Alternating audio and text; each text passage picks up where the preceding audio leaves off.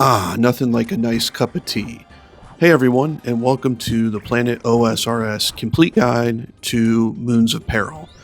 Now, this is not to be confused for a quest guide for Perilous Moons. This is strictly going to be a guide for the replayable dungeon post-quest. I will be doing this on mobile, but PC players will find this useful as well. So we're going to cover marking, how to make things a little bit easier for you in here, gear, how to move through the arena, the best paths to take, and all of the various mechanics of the boss fight. So while this is not a guide for Perilous Moons, the quest, you may still find some useful information here in this guide as well. So all that's to say that the timestamps, as always, will be your best friend. Feel free to skip around to what you need exactly. Our Discord link is down in the description if you want to join the fun over there. Feel free to join or guest in-game at PLANET space OSRS. We're about 100 strong, and we would love to have you join. There's something for everybody, be it skilling, PKing, raids, all of it. We've got something for everybody. So with all that said, let's go ahead and learn how to shoot for the moon so you don't land in Lumbridge right now.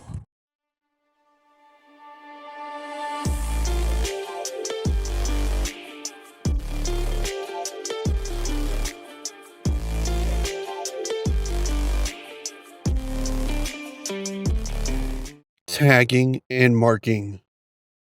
Okay, so this is going to be a deeper dive into tagging and marking here.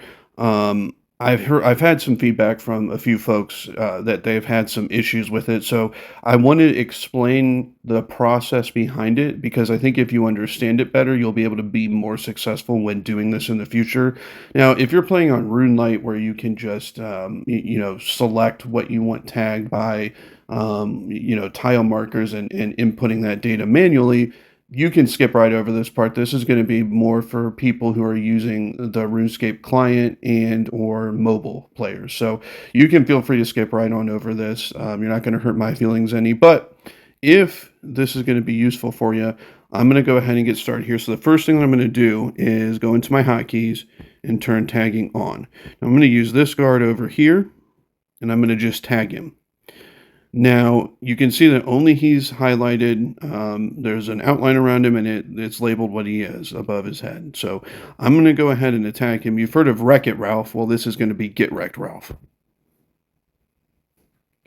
Now, what we're going to do here is when he respawns, we're going to see if he's tagged or not. So I'm going to give it just a moment here. I'm going to cut it a little bit closer to when he's going to respawn. Okay. Ralph just spawned in on top of me, and you can see that he's still tagged. So all I did was tag just him, and he stayed tagged when he spawned in. What that means is when you tag an NPC, the ID associated with the character is the same every time. And that's how it knows when you tag it individually, since it's respawning with the same information, the tag is still going to apply to it.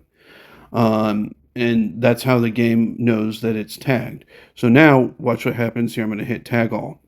Now, every guard that looks exactly like Ralph is tagged. Every single guard here that has a longsword and a shield is tagged. The archers and the unarmed guards are not.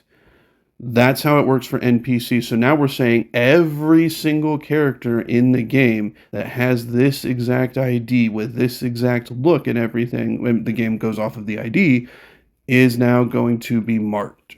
And then you just untag, you remove the tag all. Now Ralph stays tagged too because there's a rule saying just tag. So you have to hit tag on just Ralph to remove the tag.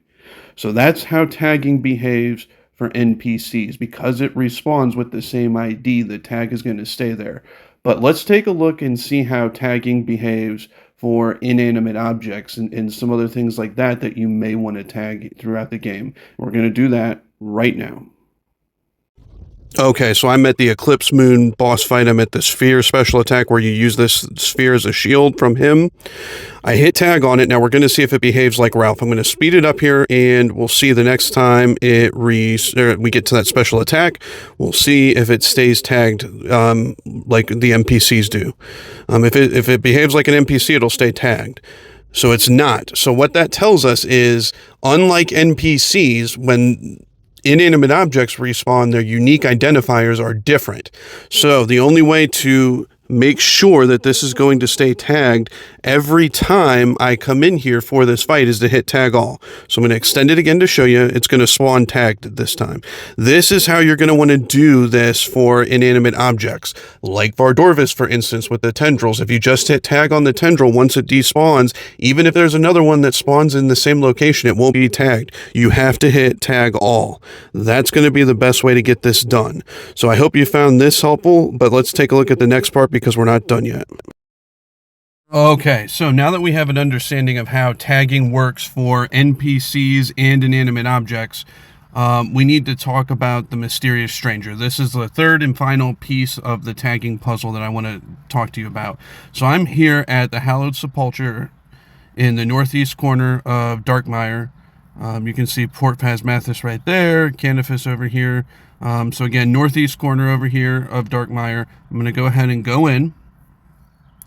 And then just from your hotkeys, make sure that tagging's on. There's a figure in here, the mysterious stranger. You want to hit and then hit tag all. I already have him tagged. Now, because you want to do tag all, so everything that it shares identifiers with becomes tagged. Now, the cool thing about this particular NPC is that it shares identifiers with a bunch of random things in the game. Just as an example, the shields at Guardians of the Rift are tagged. That's not really the important part. I was just using that as an example. The main part, and the main thing that I wanted to talk about here is it shares identifiers with thrown objects that take up multiple tiles, such as Vardorvis's axes after they are thrown. Remember, before they're thrown, the axe is part of the inanimate object known as the large tendrils. So to have it, just as an example, at Vardorvis, if you want it tagged the whole time, it's actually a two-step process. You want to tag all on this mysterious stranger right here, and the axes will become tagged after they're thrown and as they move across the arena. And then you want to hit tag all on the large tendrils, so then anytime the axes come up, they're also marked. So then it effectively makes the Vardorvis encounter look how it would look in Runelight. But if you've made some mistakes at Vardorvis trying to get that done, it's because you weren't hitting tag all on either the mysterious stranger here or on the large tendril. So you want to make sure that you're hitting tag all, because remember, you want everything with since the tendrils are inanimate objects, you want the tag all option, so then anything named large tendril becomes tagged. And then you want to tag all in the mysterious stranger, so then everything that it shares identifiers with gets tagged. If you just hit tag on either the vines or the tendrils at Vardorvis or the stranger here, it won't work right. You got to hit tag all. So let me show you. Okay. So, as you can see here, that sword, after it's thrown, becomes tagged. That's thanks to the mysterious stranger, and it'll be the same way for the axes at Vardorvis. Now, before the sword is thrown, it's part of this statue. We don't have it. Let's see if I can tag it. Nope, I can't tag it. So, before the sword is thrown, you can't mark it, and you can't mark the statue. That's not an inanimate object that you can mark. But at Vardorvis, that would be thrown by a vine, so you just mark the vine or the tendril, and then everything stays tagged, even after it's thrown. So this is a very, very handy little feature to tag.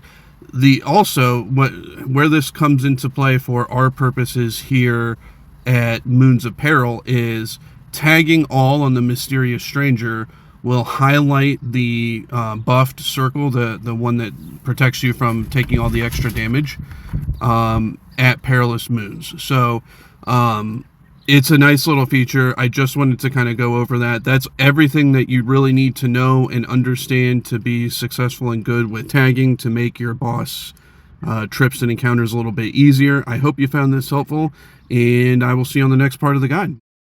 Gear, inventory, and the basics. All right, let's talk some gear and inventory. So, real simple, bring your best melee armor and melee weapon. I'm going to go Oathplate, Infernal Cape, Rancor, Rada's Blessing, Fang, again, Oathplate chest and legs, a Vernic Defender, there's the legs which we already talked about, and Ferocious Gloves, Primordial Boots, and a Berserker Ring.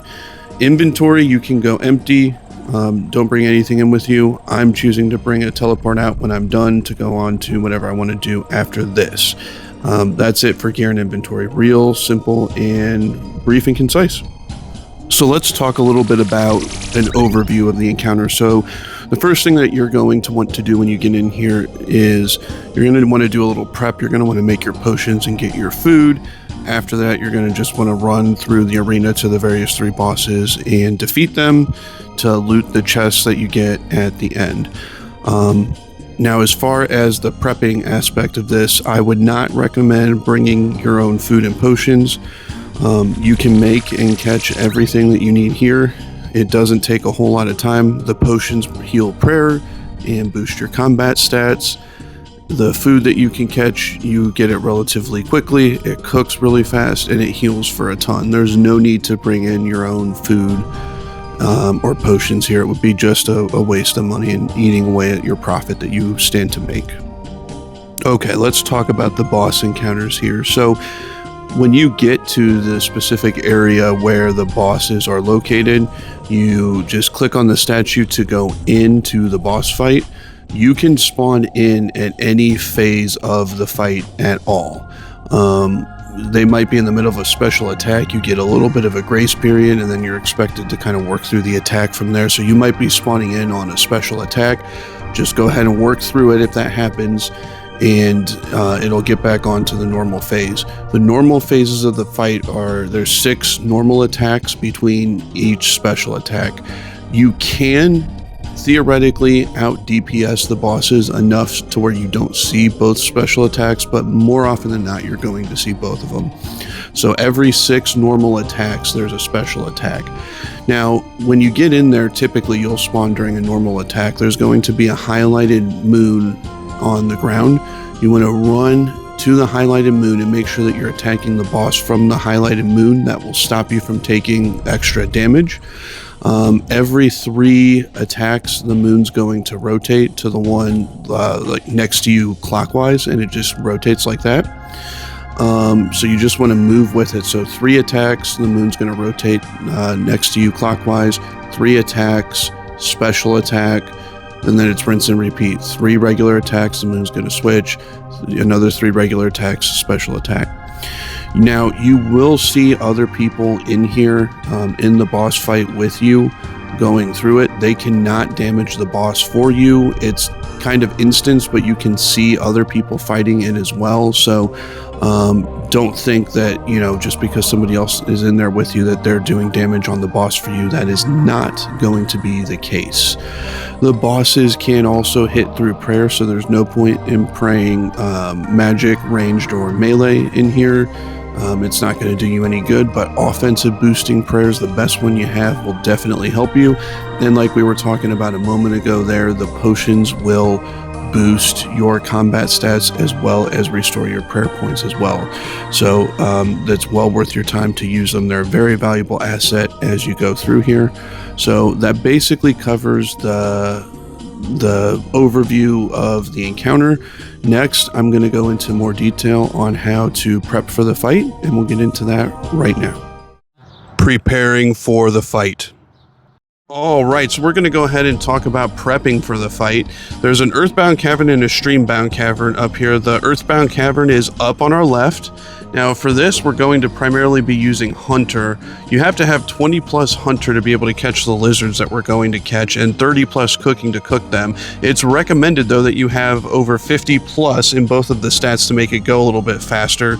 Now this is the way that I prefer to do it when I prep for this. I find it to be faster because one lizard caught equals 2 cooked items in your inventory, so it takes less time. But I'm going to go over here to the supply crate, and I'm going to grab herblore supplies and hunter supplies. Then I'm going to go over here to this bush, this grubby bush over here, pick 2, I had 3, use a pestle and mortar on it to grind it up, and then use the ground dust on the vial of water to make our prayer recovering and combat stat boosting potions. I'm going to go over here. You don't have to use the rope on the rocks. Very simply just click on the rocks. We're going to set up 3 traps. There's 1, 2, and 3. And then we're going to just rustle these bushes here. We're going to see some lizards come out. They're going to get caught in our traps, and we're going to cook them. And again, if there's other players doing this as well, don't worry, they're not going to mess with your traps or anything. It's kind of instance, but you can still see what they're doing. We're going to go over and cook them, and you're going to see 6 food essentially. And that's all there is to the Earthbound Cavern. Let's go ahead and check out the Streambound Cavern right now. Okay, then up on our right here we have the Streambound Cavern. That's the other method that you have to prep for the fight. Now, while I'm walking over here, we are going to end up, when we're done with all of our prep, after we have our inventory of potions and our food, we're going to be fairly close to our first boss encounter. If you do the Earthbound Cavern, you're going to be very close to the moon, the Blue Moon, and if you do this one, you're going to be very close to the Eclipse Moon. So there's that to be aware of. You don't have a far walk. So again, I'm going to just take some herblore supplies and take some fishing supplies. We're going to pick from that bush again and grind up the leaves. The bush is right over here, right next to the bridge. And then we're going to fish from the Streambound Cavern here. All right, so I do want to talk about this because this is a fairly interesting mechanic here. You can move your character by just tapping on the fish, and your character will move that way. Supposedly, it will help you catch multiple fish. I'm no good at it. I typically like to just stand there and let fish in inventory. But watch this here. You can click behind your character keeps fishing because of that clicking mechanic. So you can even drop your net and you still keep catching fish. It doesn't matter where I click. So the only way to stop doing that is to just click on the bubbles that are right in front of you again, or you're just going to fish and you can't stop it. So I'm going to cut it right here in a second. There we go. Got a full inventory. Now, when you cook them, they actually cook 2 at a time, so it doesn't take very long. But yeah, that's all there is to prepping for it. Let's go over how to navigate the arena next. Navigating Neypotzli. All right, I want to show you how to navigate through the arena if you started in the Earthbound Cavern. If you finished your prep work here in the Earthbound Cavern by catching the lizards, we're going to run east after you finish cooking everything, got your potions. We're going to run east past the hunting traps into this cave here. That's going to be our first boss fight, the Blue Moon. Now in a minute here, we're going to see that he's currently on a special attack, and I'm not about to click on the statue and enter the fight in the middle of a special attack, so I'm going to wait it out. And I'm going to show you where he's going to dump us off here in just a moment.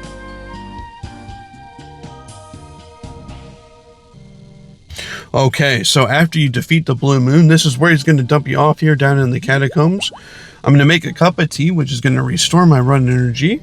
We're going to run east, a slight little move to the north here, right back east. This is going to bring us to our second boss fight, the Blood Moon. He's going to dump us off in the same spot, but this time instead of running east, we're going to run south.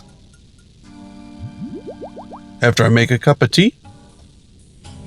We're going to run south, and we're going to enter the door right here to our south. That is going to be the treasure chest room where we claim our rewards at the end.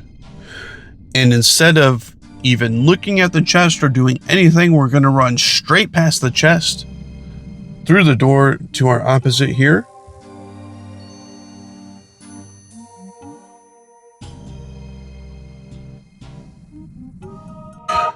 All right, now we're going to run north and then head slightly west. Instead of crossing the bridge, we're going to enter this cave. That's going to be the Eclipse Moon. After we've beaten the Eclipse Moon, he's going to spawn us in the stream-bound cavern here on the other side of that bridge that we just saw, which is right here. I'm going to make a cup of tea and restore my run energy. We're going to run south across the bridge and take the eastward path instead of the westward one, the left one, right back into the rewards area. We're going to claim our reward and then go right back out. I'm going to show you how to get back to the Earthbound Cavern here since we started there.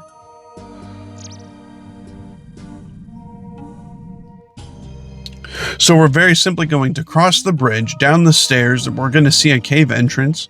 That's going to take us into the Earthbound Cavern, and then we're just going to run north. You'll see the rocks for the ropes that we need for the hunting traps. If you need to replenish your lizards, then you just run west to get any more supplies that you need. Now we're going to talk about the Streambound Cavern here. So if you finish prepping in the Streambound Cavern, we're going to run south, west, and starting with the Eclipse Moon boss fight, he's going to dump us out here in the Earthbound Cavern.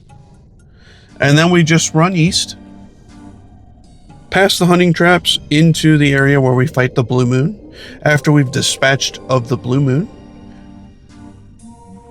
we're going to be dropped off into the catacombs or the chambers where we were at before. And again, we're just going to run east, slightly north, and then back east.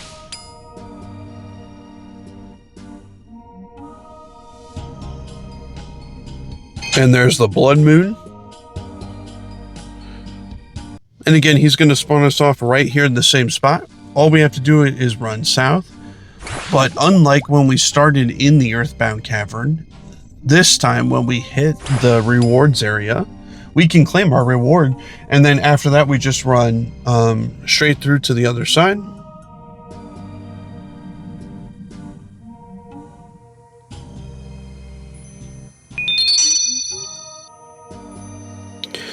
And now we'll be right back in the Streambound Cavern here.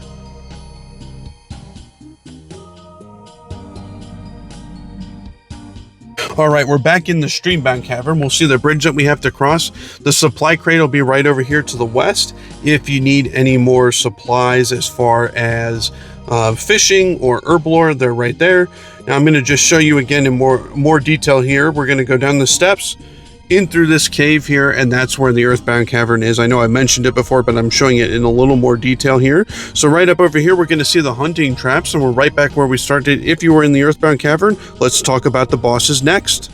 The Blue Moon. Okay, let's talk a little bit about the Blue Moon before we go in there. The Blue Moon is going to be weak to crush attacks. The boss also possesses -5 flat armor, so any damage dealt to the boss is increased by 5. This makes multi-hitting weapons such as Torag's hammers or even the scythe great here. And lastly, I want to go over her Curse of the Moon. So every boss has what's called a Curse of the Moon. It's a passive effect. This one, once the stacks have reached high enough, it will negate your next attack. So you'll see messages pop up in your chat box periodically saying that the Blue Moon has pierced your defenses and that the cold's starting to set in. Another one saying that your joints have locked up at 9 stacks. And then at 18 stacks, it'll say the cold's too much to bear. And then this cycle repeats. It's just something to keep in mind of. Most of the time, the kills here go fairly quickly, so it doesn't really become an issue, but it is something that I wanted to cover just in case. Let's go over the boss fight right now. All right, time to see an example kill here at the Blue Moon. So I'm going to go ahead and start the fight here. We're going to run in, I spawned right in here on the tiles that I needed. You can see the tiles light up. We want to just move to the tile and just deal damage to the moon. We're going to see the first special attack here. This is going to be the Snow Twister attack. I don't even bother trying to avoid these Snow Twisters. You got to run over and light the torches there. I don't try to even avoid these twisters, so you take a little bit of damage and they turn off your run energy. It's important to get both of these lit right away, because until both are lit, they will heal the boss. So I just ignore the little bit of damage that this actually does. The most annoying thing about them is, like I said, they do turn off your run energy, so I just ignore the twisters, run straight through, get them lit, do the same thing on the other side so the boss stops healing. And now here we go, right back on to the normal attacks, just moving clockwise around the room as each moon phase cycle lights up. We just move with it, and we're going to see the next attack. So your weapons are going to be frozen in ice. This is very similar to one of the mechanics at the Amoxolati, if you've ever done it. We just run out here, punch the ice, run back off of the icicles on the ground, back off, and then right back on. We're going to do this a few extra times after after it's fully cracked there. You're going to see here in a minute the game's not going to register a click, and I'm going to take some damage after this.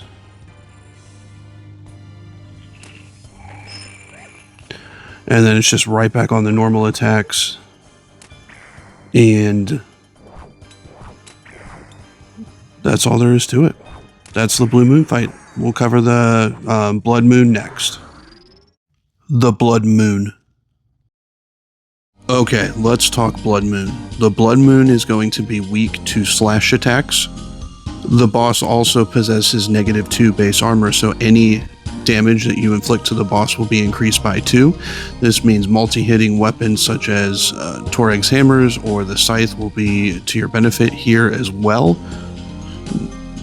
This boss has one of the more challenging passive effects, as well as special attack sequences out of all 3 of the moons. So we're going to get into the special attacks in a moment here, but this boss has a passive attack that any damage the boss or the boss's mechanics inflict upon you triggers healing for the boss.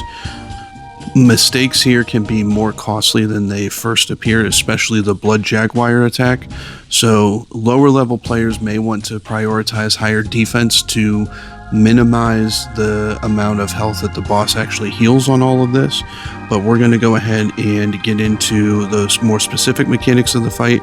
Right now I'm going to show you an example kill. Okay, here's our example kill at the Blood Moon. So I'm going to get in here, make sure that I'm right on the highlighted glyph, and it's just regular attacks. This first attack that we're going to see, the first special attack here, is the Blood Rain. Very simple. All we have to do is dodge the pools on the ground. We do want to pay attention though to the mechanics of how long they take to pool and how long they stay there, because this will be important for the second attack. But it's very forgiving. You just move the minimum amount that you have to, usually like diagonal or something along those lines, and you'll be safe. It's real easy to avoid damage from that attack. This second special attack, however, is a different story. This is the one that trips everybody up because it's just a giant game of timing. Your timing just has to be good here for this attack. So I'm going to show it here right now. This is the Blood Jaguar. So we're going to go over to the highlighted Jaguar. On the highlighted glyph, we have to attack the Jaguars and avoid the Jaguars attack and the damage from the blood pool. So it's very simple. When the pools fully form on the ground, you step back. There's a little bit of a time where the pools form and the pools will disappear as the Jaguar is starting the attack, so you avoid all the damage, and as a bonus you get to heal up a little bit. You should heal a decent amount of HP if you're doing that right. So again, it's just wait till the pools are fully formed, they hang out there for a beat, and once they're fully formed you step back, the pools dissipate, and you dodge the mauling attack from the Jaguar. That's the one that trips everybody up, but it's real simple. And then we're just right back on it here, and rinse and repeat. That's the kill. It's not as hard as it first seems. You can do it. It's just a matter of getting the timing down for the Jaguars. The Eclipse Moon. All right, everybody, let's talk about the Eclipse Moon. This boss is going to be weak to stab attacks. It has +6 flat armor, which is going to reduce the damage that you do to the boss by 6, and during the clone special attack, it's only reduced by 4.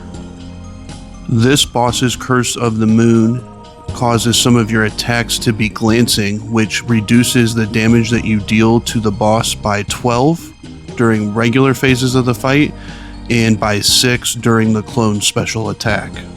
You'll see a message pop up in your chat box that says that you're blinded by the Eclipse Moon's light and your attack bounces off the Eclipse Moon's shield. And that Curse of the Moon occurs at random during the fight. So it sounds a little more daunting than it is. This is actually a really fun fight, so let's go ahead and get into it right now. Alright, here's an Eclipse Moon example kill. We're going to start. It's basically the same as the other bosses here, just moving around clockwise on the glyphs. The first special attack that we're going to see here in just a moment is the cloning attack. We're going to get pulled into the center where the boss is, and clones of the boss are going to appear at random points, at random intervals, and we click on them to make our character attack and match their sword strike. And if you're not quick enough, you have to be really fast here. You can see I'm not doing a good job. I'm going to show you a little bit more on this after this kill, but if you're not quick enough, the damage can really add up quick. So you just click on the boss as you see them appear. That'll give your character enough time to spin around and do the animation to block the strike. So it's a pretty cool little mechanic. It's a neat attack. And now we're right back on it. Just moving around the room like we were. In a moment here, we're going to see the sphere attack. So we have to run with a sphere. I'm going to show you how to mark it because it's not going to be tagged. So like we were talking about it at the earlier part of the guide with tagging, it's going to come full circle right now. In the middle of the kill, I'm just going to go in and turn on my hotkeys. I'm probably going to take a little bit of damage here because my true tile was a little bit far behind there. So then you just go in and mark it and then hit tag all. So then every single time you come into this encounter, that sphere will be tagged. For this attack, you really just want to click out in front of it, like you can kind of see me doing now here a little bit. Just click out in front and you'll be fine. That's all there is to that attack. And then we just finish off the kill here by going back to the standards. And it's over. So I want to show you a little bit more on the clones right now. Okay, just a little bit more to say on the cloning attack here. It is actually possible to completely defeat the boss with dealing with just the cloning attack if you get good enough at it here, and I'm going to show you. So it's just a matter of, as soon as you see them start to spin, you can see my clicks. You have to be right on top of it. You have almost no time to react. You have to go as soon as you see them start to spin upward and kind of phase in. It's not very forgiving. And as you could see in the original example kill, I took a lot of damage from it. But if the inverse of that is you can take care of him right here in this attack like I just did. So I hope that helps, and I'll see you on the next part of the guide. Closing thoughts. Okay, let's talk a few things in closing here. This is fantastic mid-game content, be it if you're a regular account or an Iron Man. This is a great cost-effective way to grind for some better weapons and armor because you don't have to take anything in with you. You can make your potions and the food that you need all right there within the encounter, so you're not spending a whole bunch of money on potions and food to bring with you, and you can do this with budget gear. Once you learn the mechanics, it's very forgiving, so this is fantastic mid-game content. The other aspects to this encounter is the boss mechanics are excellent for practicing PvM. The Blood Jaguar attack helps practice timing, where you're kind of dodging multiple things at once. The Sphere attack is reminiscent of the Inferno, where you have to move behind a shielded object to keep yourself protected. And even the Blue Moon in the with the when the blue moon takes your weapons and you have to hit it. Textbook Amoxilati. So there's some great practice for some other mechanics in the game here. It's well worth your time to do, especially if you're trying to dip your toe into PVM. This is a great step because some of the basics here are kind of low risk ways and things that you'll see later in the game. So this is a fantastic introduction to all that. Lastly, I just wanted to thank everybody who supported the channel, subscribers, just folks who stopping by and leaving comments, positives, negatives, tips for improvements. I appreciate all of it. You guys are all awesome and wonderful. And to the admins and members of our clan, Planet OSRS, I can't thank you guys enough for your support. And I just wanted to say thank you to everybody. I'll see you on the next one. Take care.